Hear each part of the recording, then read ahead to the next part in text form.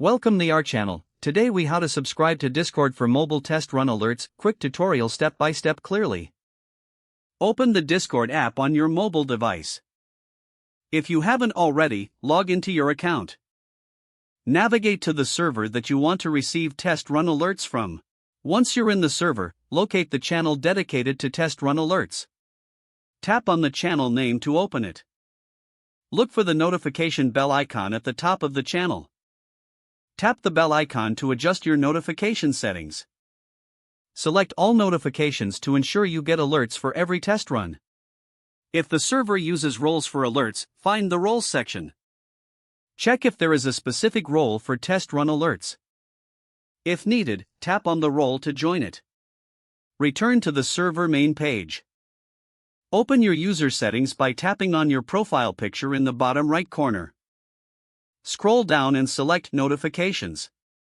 Make sure Enable Notifications is turned on. Adjust any additional notification preferences according to your needs. Return to the server channel where alerts will be posted. You are now set to receive mobile test run alerts.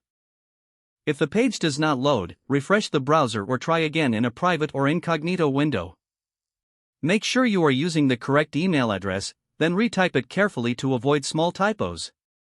If your password is not accepted, use the reset option and create a new strong password you can remember.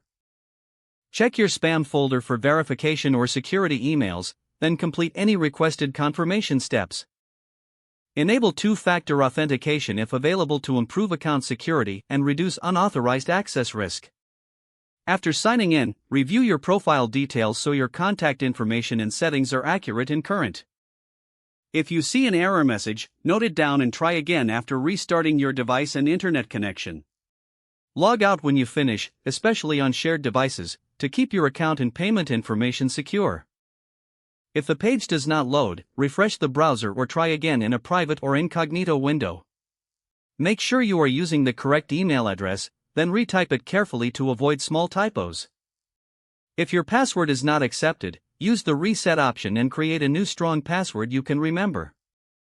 Don't forget to like this video and subscribe to our channel for more step-by-step tech guides.